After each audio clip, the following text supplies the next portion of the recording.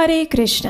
बृहद नारदीय पुराण में ऋषि वशिष्ठ राजा मांधाता से कहते हैं, अपोषणात् सकृत् देवी विनश्यन्ति अधराशयः एकतः पृथ्वी दानम एकतो हरिवासरम।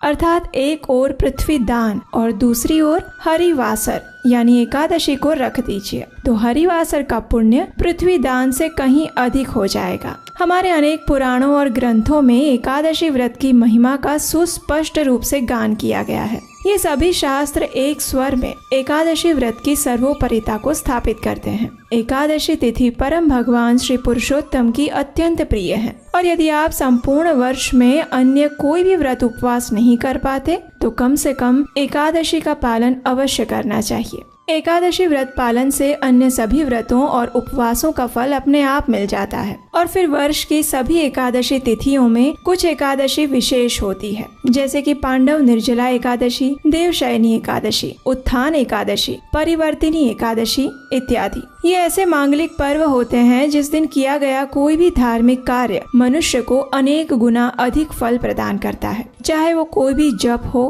तप हो, दान हो या अनुष्ठान हो। ऐसी ही अत्यंत महत्वपूर्ण एकादशी है देवशयनी एकादशी। प्रत्येक वर्ष आषाढ़ मास के शुक्ल पक्ष में आने वाली इस एकादशी को देवशयनी या पद्मा एकादशी के नाम से जाना जाता है। ये वो दिन है जब भगवान श्री हरि 4 मास के लिए योग निद्रा में चले जाते हैं। इस दिन से प्रारंभ करके 4 मास तक हम कोई भी शुभ और मांगलिक सांसारिक कार्य नहीं करते, क्योंकि इन दिनों में सभी देवी देवता भी भगवान श्री हरि की शरण ग्रहण करते हैं और इसलिए इस 4 मास यानी कि चातुर्मास में अधिक से अधिक आध्यात्मिक कार्यों को करने के लिए कहा जाता है। ये चातुर्मास का समय ऐसा सुवर्ण समय है जब मनुष्य अपनी आध्यात्मिक प्रगति के लिए अधिक से अधिक प्रयास कर सकता है। इस समय में किसी संकल्प के द्वारा जितना हो सके उससे अधिक प्रयास अपनी साधना को बढ़ाने के लिए करना चाहिए। अपनी शारीरिक और पारिवारिक अवस्था को ध्यान में रखते हुए कोई न कोई तपस्या करनी चाहिए। और इस चातुर्मास में सबसे पहले आती है देवशयनी एकादशी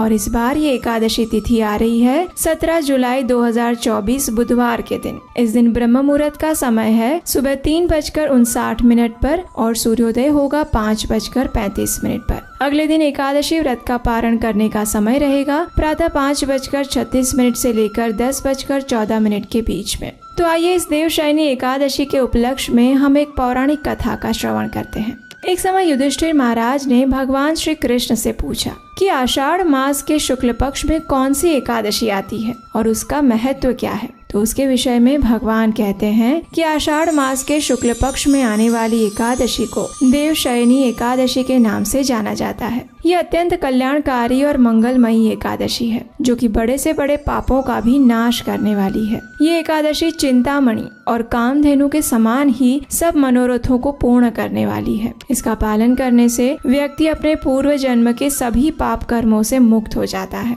और परम भगवान की शुद्ध प्रेमा भक्ति प्राप्त करता है। जिस प्रकार काली और सफेद दोनों प्रकार की गायें सफेद दूध ही देती है, उसी प्रकार शुक्ल पक्ष और कृष्ण पक्ष दोनों की एकादशी समान रूप से मुक्ति प्रदायिनी है। जो व्यक्ति इस एकादशी की महिमा का श्रवण करता है उसके भी समस्त पाप नष्ट हो जाते हैं।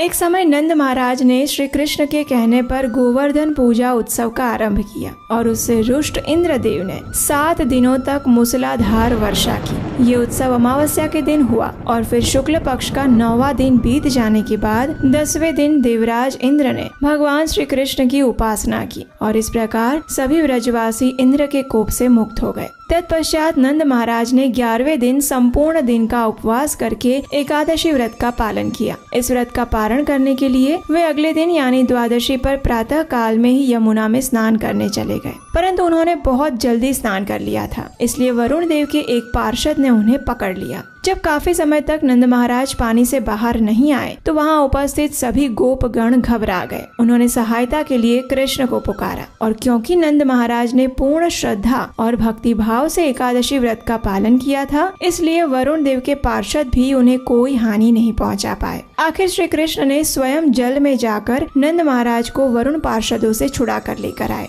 इस प्रकार श्री कृष्ण ने द्वादशी के दिन नंद महाराज की रक्षा की। हमारे शास्त्रों में ऐसे अनेक उदाहरण मिलते हैं जिसमें एकादशी व्रत पालन करने वाले साधक की महिमा गाई गई है और प्रत्येक संकट से उनकी रक्षा हुई है।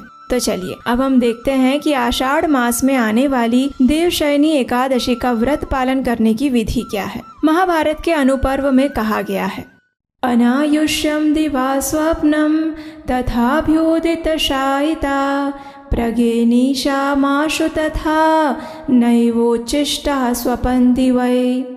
अर्थात दिन में सूर्योदय के बाद सोना ये आयु को क्षीण करने वाला है। प्रातः काल और रात्रि के आरंभ में भी नहीं सोना चाहिए। इसलिए जो भी व्यक्ति एकादशी व्रत का पालन करना चाहते हैं उसे कम से कम एकादशी के दिन प्रातः ब्रह्म मुहूर्त में उठ जाना चाहिए। ब्रह्म मुहूर्त का समय यानी सूर्योदय से 1.5 घंटा पहले का समय। उठकर स्नान इत्यादि से शुद्ध हो जाना चाहिए और फिर अपने घर में या मंदिर में भगवान की मंगला आरती करनी चाहिए अथवा उसका दर्शन करना चाहिए। तत्पश्चात इस देवशयनी एकादशी व्रत का संकल्प लेना चाहिए। उसके लिए हाथ में गंगा जल लेकर भगवान के समक्ष जाएं, उनसे प्रार्थना करते हुए इस श्लोक का उच्चारण करें। अगर आप संस्कृत में श्लोक नहीं बोल सकते तो कम से कम हिंदी में उसका अनुवाद पढ़ना चाहिए। ये श्लोक और उसका अनुवाद इस प्रकार है।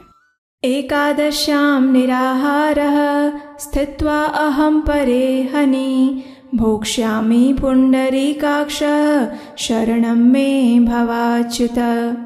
अर्थात एकादशी के दिन मैं भोजन से विरत रहूंगी और अगले दिन अन्न ग्रहण करूंगी। हे पुंडरीकाक्ष, हे अच्युत, कृपया मुझे अपनी शरण में लीजिए। इस प्रकार संकल्प लेने के बाद अब समय है तुलसी सेवा का। तुलसी देवी को एक मध्यम उच्च आसन पर स्थित करें। उसके बाद उन्हें आवश्यकता अनुसार जल प्रदान करें। उनके समक्ष घी का दीपक जलाएं और उनकी कम से कम 3 बार प्रदक्षिणा अवश्य करें। कुछ लोगों द्वारा ऐसा भ्रम फैलाया जा रहा है कि एकादशी के दिन तुलसी में जल नहीं डालते हैं, लेकिन ऐसी किसी भी बात का समर्थन हमारे शास्त्रों में नहीं किया गया है। इसलिए ऐसी भ्रामक बातों में ना आए। इसके बाद तुलसी देवी के समक्ष बैठकर हरे कृष्ण महामंत्र की माला का जप करें। इस दिन आप जितना अधिक मात्रा में इस माला का जप कर सकते हैं उतना अच्छा होगा। और हरे कृष्ण महामंत्र यानी हरे कृष्ण कृष्ण कृष्ण हरे हरे, हरे राम राम राम हरे हरे। अग्नि पुराण के 12वें अध्याय के 6ठे श्लोक में कहा गया है कि एकादशी के दिन भरपेट खाना निषिद्ध कार्य है और इस दिन उपवास करना निश्चित रूप से भगवान श्री कृष्ण को प्रसन्नता देता है। इसलिए एकादशी के दिन हम उपवास का पालन करते हैं। पंचरात्र नामक ग्रंथ में बताया गया है कि एकादशी का पालन करने वाले व्यक्ति को एकादशी के दिन इन 5 चीजों का त्याग करना चाहिए। चावल, गेहूं, जौ, मूंग, चना, उड़द जैसी दालों का और मटर, फलियां इत्यादि सब्जियां और सरसों का तथा तिल का तेल। यदि कोई भी व्यक्ति इनमें से किसी भी चीज का सेवन एकादशी पर करता है तो उसका एकादशी व्रत टूट जाता है। अगर आपको आवश्यकता लगे तो इस दिन आप दूध, फल, फलों का रस, कंदमूल इत्यादि से बनी हुई चीजें या फिर एकादशी से बना हुआ प्रसाद ले सकते हैं। इस दिन अधिक से अधिक मात्रा में हरे कृष्ण महामंत्र का जप करना चाहिए। श्रीमद् भागवतम और भगवत गीता जैसे ग्रंथों का श्रवण और पठन करना चाहिए। अगले दिन द्वादशी पर प्रातः ब्रह्म मुहूर्त में उठकर स्नान इत्यादि से शुद्ध होकर एकादशी व्रत का पारण करना चाहिए। पारण से पूर्व किसी सुयोग्य ब्राह्मण और वैष्णव को अपने घर पर बुलाकर उन्हें भगवान को अर्पित भोजन प्रसाद खिलाना चाहिए। अपनी क्षमता अनुसार कुछ न कुछ दान देना चाहिए। उसके बाद स्वयं भगवान को प्रार्थना करते हुए एकादशी का फल भगवान को अर्पित करते हुए इस व्रत का पारण करना चाहिए। पारण की संपूर्ण विधि जानने के लिए अगर अभी तक नहीं किया है तो आपके अपने इस चैनल को सब्सक्राइब कर लीजिए और नोटिफिकेशन भी ऑन कर लीजिए ताकि कल जब हम देवशयनी एकादशी का पारण वीडियो लेकर आए तो उसका नोटिफिकेशन आपको सरलता से मिल जाए।